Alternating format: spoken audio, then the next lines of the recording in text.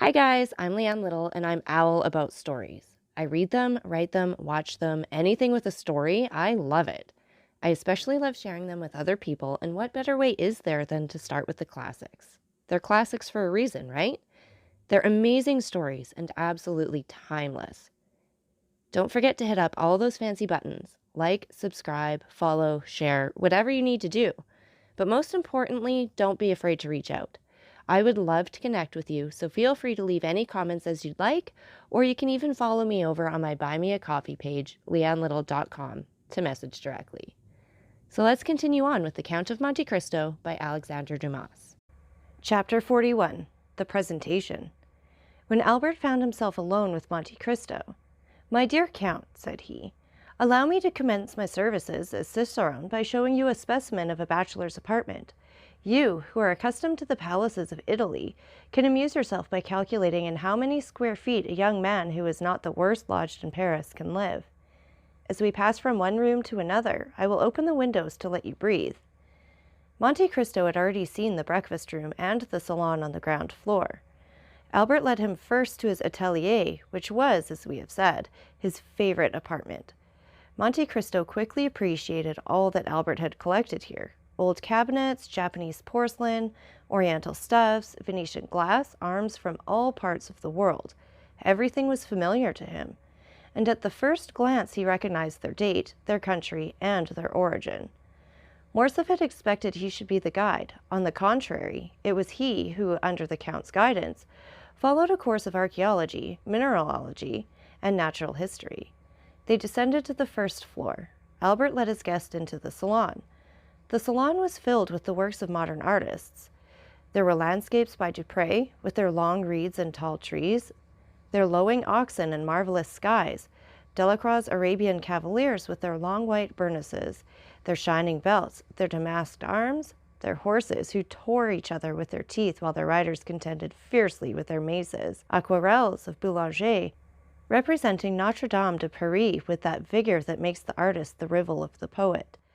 There were paintings by Diaz, who makes his flowers more beautiful than flowers, his suns more brilliant than the sun, designs by Decamp, as vividly colored as those of Salvator Rosa, but more poetic, pastels by Giroud and Muller, representing children like angels and women with the features of a virgin, sketches torn from the album of Dusat's Travels in the East that had been made a few seconds on the saddle of a camel or beneath the dome of a mosque.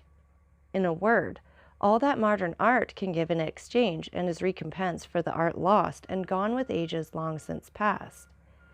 Albert expected to have something new this time to show the traveler, but, to his great surprise, the latter, without seeking for the signatures, many of which indeed were only initials, named instantly the author of every picture in such a manner that it was easy to see that each name was not only known to him, but that each style associated with it had been appreciated and studied by him. From the salon, they passed into the bedchamber. It was a model of taste and simple elegance. A single portrait, signed by Leopold Robert, shone in its carved and gilded frame. This portrait attracted the Count of Monte Cristo's attention, for he made 3 rapid steps in the chamber and stopped suddenly before it. It was the portrait of a young woman of 5 or 6 and 20, with a dark complexion and light and lustrous eyes, veiled beneath long lashes. She wore the picturesque costume of the Catalan fisherwomen, a red and black bodice and gold pins in her hair. She was looking at the sea. Her form was outlined on the blue ocean and sky. The light was so faint in the room that Albert did not perceive the pallor that spread itself over the Count's visage, or the nervous heaving of his chest and shoulders. Silence prevailed for an instant, during which Monte Cristo gazed intently on the picture. "You have there a most charming mistress, Viscount," said the Count in a perfectly calm tone, "and this costume, a ball costume doubtless, becomes her admirably."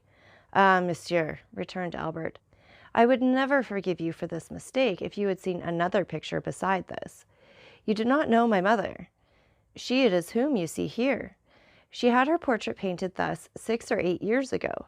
This costume is a fancy one, it appears, and the resemblance is so great that I think I still see my mother the same as she was in 1830. The Countess had this portrait painted during the Count's absence.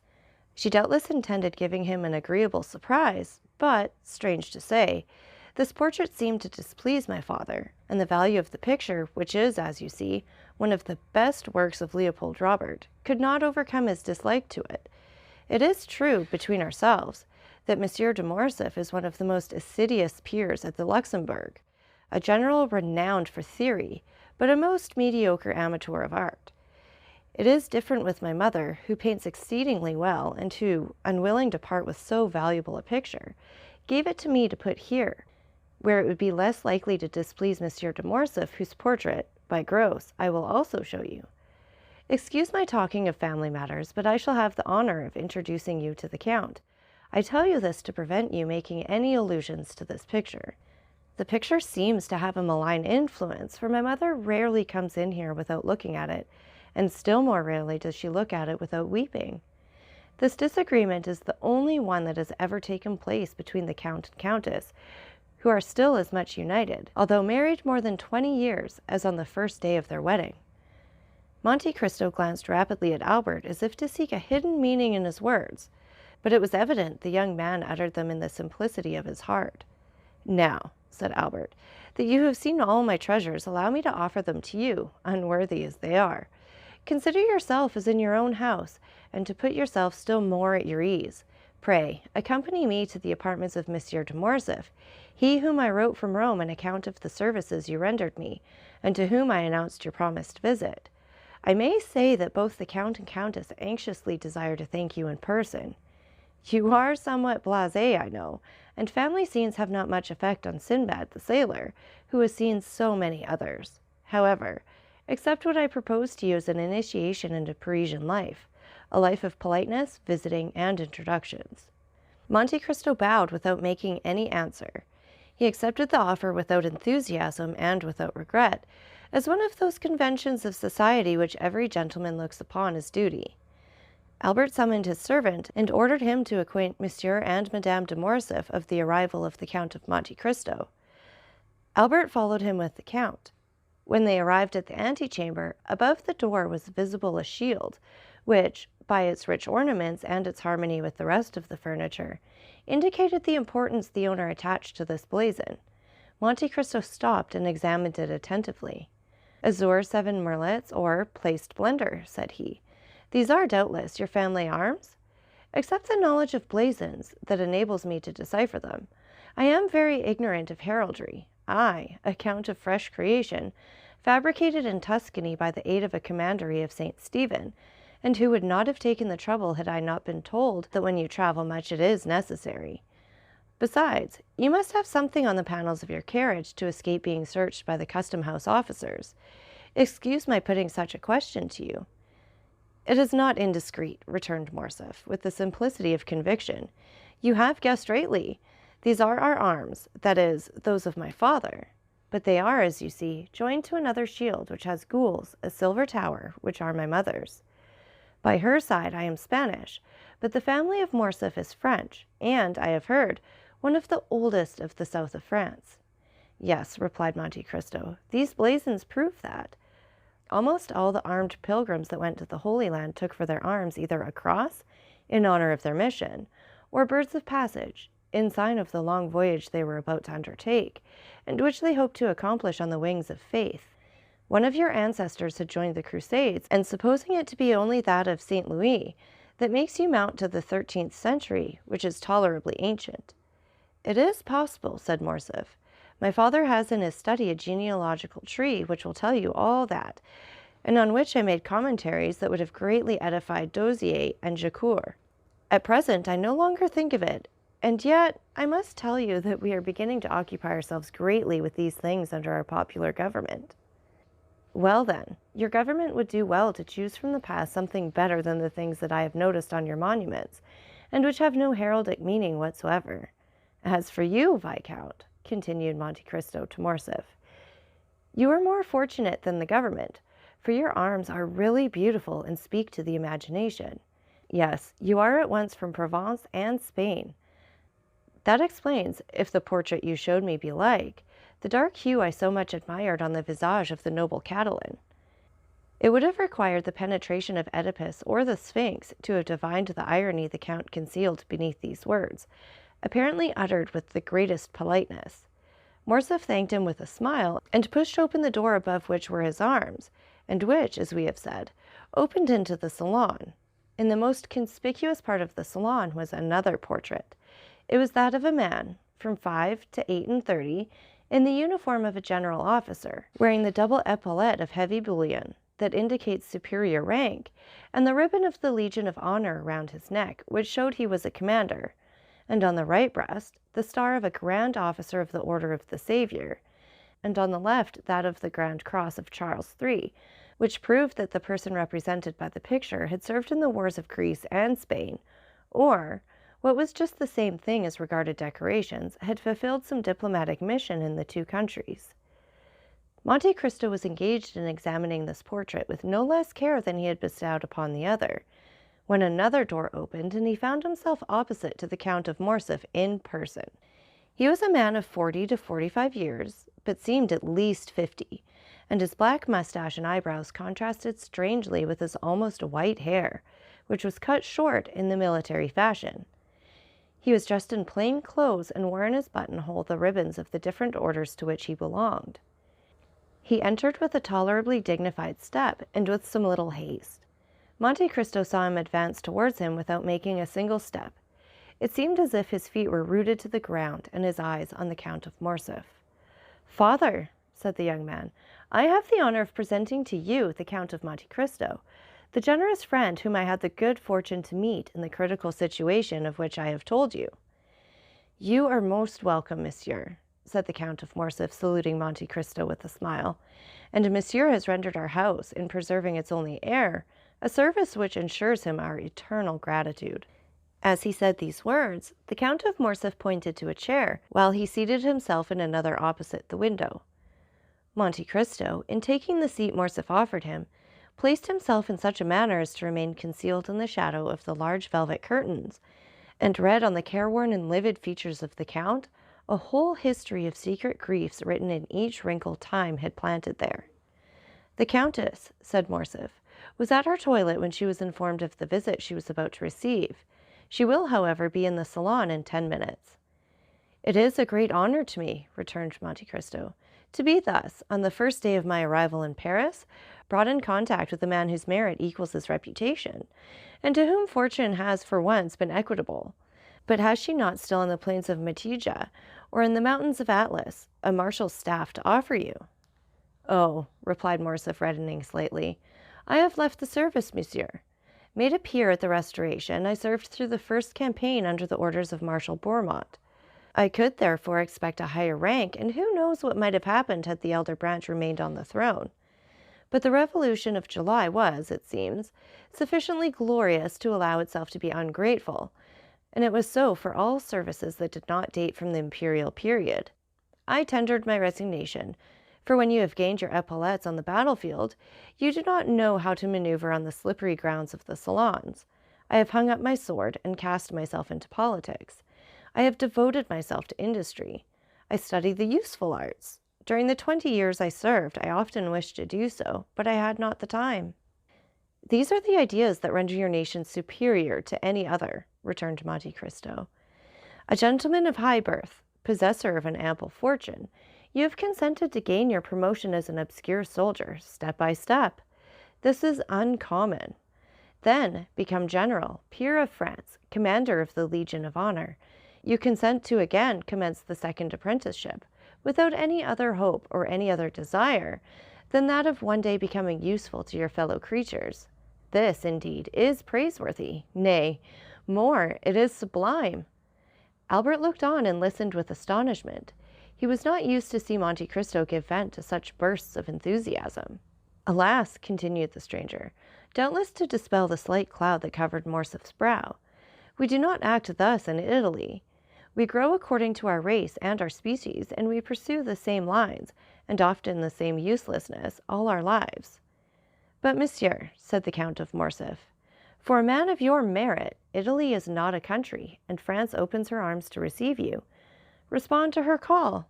France will not, perhaps, be always ungrateful. She treats her children ill, but she always welcomes strangers." "Ah, father," said Albert with a smile, "it is evident you do not know the Count of Monte Cristo. He despises all honors and contents himself with those written on his passport." "That is the most just remark," replied the stranger, "I ever heard made concerning myself." "You have been free to choose your career," observed the Count of Morcerf with a sigh, "and you have chosen the path strewed with flowers." "Precisely, monsieur," replied Monte Cristo with one of those smiles that a painter could never represent or a physiologist analyze.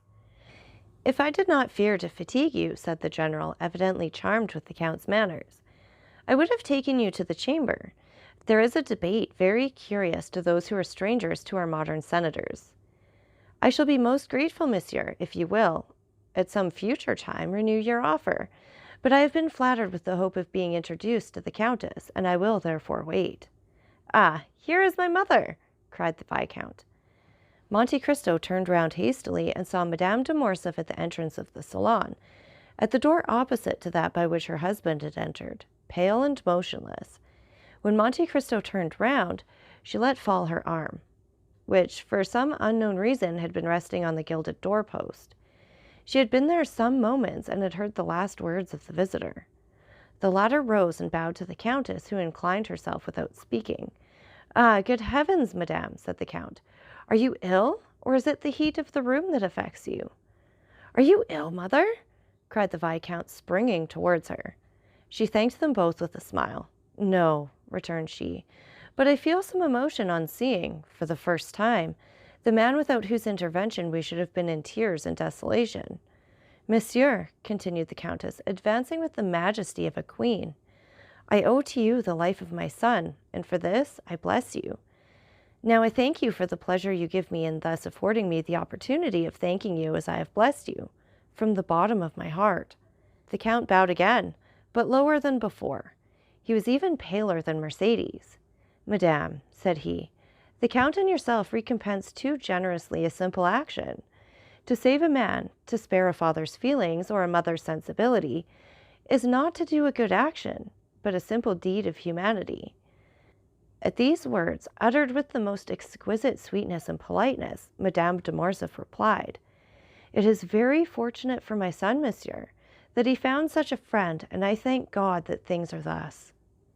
And Mercédès raised her fine eyes to heaven with so fervent an expression of gratitude that the Count fancied he saw tears in them. Monsieur de Morcerf approached her. "Madame," said he, "I have already made my excuses to the Count for quitting him, and I pray you to do so also. The sitting commences at 2, it is now 3, and I am to speak." "Go then, and monsieur and I will strive our best to forget your absence," replied the Countess with the same tone of deep feeling. "Monsieur," continued she, turning to Monte Cristo, "will you do us the favor of passing the rest of the day with us?" "Believe me, madame, I feel most grateful for your kindness, but I got out of my traveling carriage at your door this morning, and I am ignorant of how I am installed in Paris, which I scarcely know. This is but a trifling inquietude, I know, but one that may be appreciated." "We shall have the pleasure of another time," said the Countess. "You promise that?" Monte Cristo inclined himself without answering, but the gesture might pass for assent. "I will not detain you, monsieur," continued the Countess. "I would not have our gratitude become indiscreet or importunate." "My dear Count," said Albert, "I will endeavor to return your politeness at Rome, and place my coupé at your disposal until your own be ready."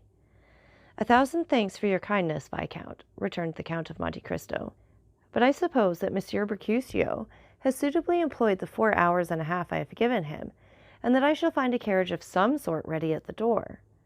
Albert was used to the Count's manner of proceeding. He knew that, like Nero, he was in search of the impossible, and nothing astonished him, but wishing to judge with his own eyes how far the Count's orders had been executed, he accompanied him to the door of the house. Monte Cristo was not deceived. As soon as he appeared in the Count of Morcerf's antechamber, a footman, the same who at Rome had brought the Count's card to the 2 young men, and announced his visit, sprang into the vestibule, and when he arrived at the door, the illustrious traveler found his carriage awaiting him. It was a coupé of Kohler's building, and with horses and harness for which Drake had, to the knowledge of all the lions of Paris, refused on the previous day 700 guineas. "Monsieur," said the Count to Albert, I do not ask you to accompany me to my house, as I can only show you a habitation fitted up in a hurry, and I have, as you know, a reputation to keep up as regards not being taken by surprise. Give me, therefore, one more day before I invite you. I shall then be certain not to fail in my hospitality. If you ask me for a day, Count, I know what to anticipate. It will not be a house I shall see, but a palace. You have decidedly some genius at your control. Ma foi, spread that idea, replied the Count of Monte Cristo, putting his foot on the velvet-lined steps of his splendid carriage, and that will be worth something to me among the ladies. As he spoke, he sprang into the vehicle. The door was closed, but not so rapidly that Monte Cristo failed to perceive the almost imperceptible movement which stirred the curtains of an apartment in which he had left Madame de Morcerf. When Albert returned to his mother, he found her in the boudoir, reclining in a large velvet armchair, the whole room so obscure that only the shining spangle, fastened here and there to the drapery, and to the angles of the gilded frames of the pictures, showed with some degree the brightness in the gloom. Albert could not see the face of the Countess, as it was covered with a thin veil she had put on her head, and which fell over her features in misty folds, but it seemed to him as though her voice had altered. He could distinguish amid the perfumes of the roses and heliotropes in the flower stands the sharp and fragrant odor of volatile salts, and he noticed in one of the chased cups on the mantelpiece the Countess's smelling bottle, taken from its shagreen case, and exclaimed in a tone of uneasiness as he entered, "My dear mother, have you been ill during my absence?" "No, no, Albert, but you know these roses, tuberoses, and orange flowers throw out at first, before one is used to them, such violent perfumes." "Then, my dear mother," said Albert, putting his hand to the bell, "they must be taken into the antechamber. You are really ill, and just now were so pale as you came into the room." "Was I pale, Albert?" "Yes, a pallor that suits you admirably, mother, but which did not the less alarm my father and myself." "Did your father speak of it?" inquired Mercédès eagerly. "No, madame, but do you not remember that he spoke of the fact to you?" "Yes, I do remember," replied the Count. A servant entered, summoned by Albert's ring of the bell. "Take these flowers into the ante-room or dressing-room," said the Viscount. "They make the Countess ill." The footman obeyed his orders. A long pause ensued, which lasted until all the flowers were removed. "What is this name of Monte Cristo?" inquired the Countess, when the servant had taken away the last vase of flowers. "Is it a family name, or the name of the estate, or a simple title?" "I believe, mother, it is merely a title. The Count purchased an island in the Tuscan archipelago, and, as he told you today, has founded a commandery. You know the same thing was done for St. Stephen of Florence, St. George Constantinian of Parma, and even for the Order of Malta. Except this, he has no pretension to nobility, and calls himself a chance count, although the general opinion at Rome is that the Count is a man of very high distinction." "His manners are admirable," said the Countess, "at least as far as I could judge in the few minutes he remained here." "They are perfect, mother, so perfect that they surpass by far all I have known in the leading aristocracy of the three proudest nobilities of Europe, the English, the Spanish, and the German." The Countess paused a moment, then, after a slight hesitation, she resumed. "You have seen, my dear Albert, I ask the question as a mother, you have seen Monsieur de Monte Cristo in his house? You are quick-sighted and have much knowledge of the world, more tact than is usual at your age. Do you think the Count is really what he appears to be?" "What does he appear to be?" "Why, you have just said, a man of high distinction." "I told you, my dear mother, he was esteemed such." "But what is your own opinion, Albert?" "I must tell you that I have not come to any decided opinion respecting him, but I think him a Maltese." "I do not ask you of his origin, but what he is." "Ah, what he is! That is quite another thing. I have seen so many remarkable things in him, that if you would have me really say what I think, I shall reply that I really do look upon him as one of Byron's heroes, whom misery has marked with a fatal brand, some Manfred, some Lara, some Werner, one of those wrecks, as it were, of some ancient family who, disinherited of their patrimony, have achieved one by the force of their adventurous genius, which has placed them above the laws of society." "You say—" "I say that Monte Cristo is an island in the midst of the Mediterranean, without inhabitants or garrison, the resort of smugglers of all nations and pirates of every flag. Who knows whether or not these industrious worthies do not pay to their feudal lord some dues for his protection? That is possible, said the Countess, reflecting. Never mind, continued the young man. Smuggler or not, you must agree, mother dear, as you have seen him, that the Count of Monte Cristo is a remarkable man who will have the greatest success in the salons of Paris. Why, this very morning in my rooms, he made his entree amongst us by striking every man of us with amazement, not even excepting Chateau Renaud. And what do you suppose is the Count's age? Inquired Mercedes, evidently attaching great importance to this question. 35 or 36, mother. So young, it is impossible, said Mercedes, replying at the same time to what Albert said as well as to her own private reflection. It is the truth, however.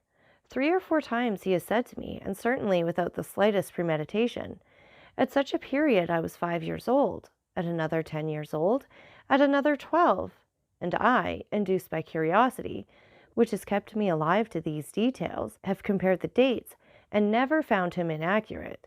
The age of this singular man, who is of no age, is then, I am certain, 35. Besides, mother, remark how vivid his eye, how raven black his hair, and his brow, though so pale, is free from wrinkles. He is not only vigorous, but also young. The Countess bent her head as if beneath a heavy wave of bitter thoughts.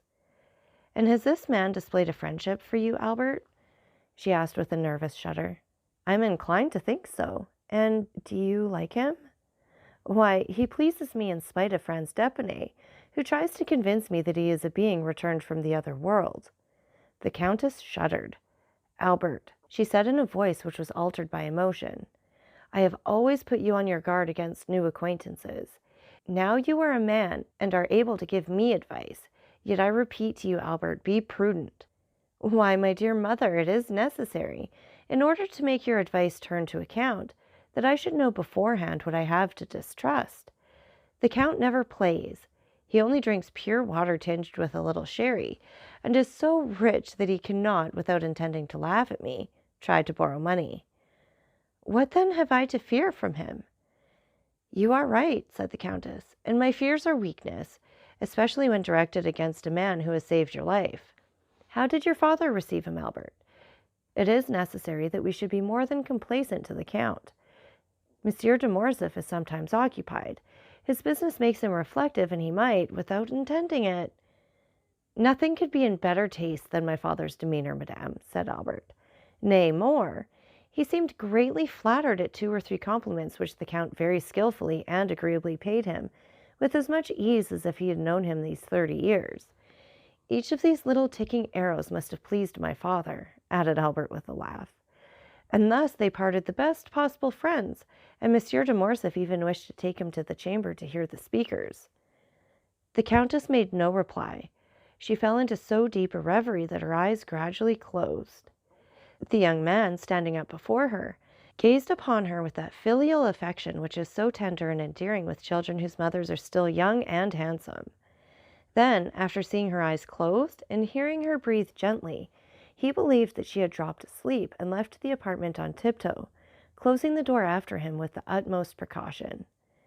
This devil of a fellow, he muttered, shaking his head. I said at the time he would create a sensation here, and I measure his effect by an infallible thermometer. My mother has noticed him, and he must, therefore, perforce, be remarkable. He went down to the stables, not without some slight annoyance, when he remembered that the Count of Monte Cristo had laid his hands on a turnout, which sent his bays down to second place in the opinion of connoisseurs. Most decidedly, said he, men are not equal, and I must beg my father to develop this theorem in the Chamber of Peers. So that's it for this chapter. And again, take a minute to like, subscribe, and share. And don't forget that I love hearing from all of you. So please leave any comments you'd like, or you can follow me over on my Buy Me a Coffee page, leannelittle.com. That's LIANELITTLE.com. And thank you so much for listening. Remember, it's Owl About the Story. Have a great day.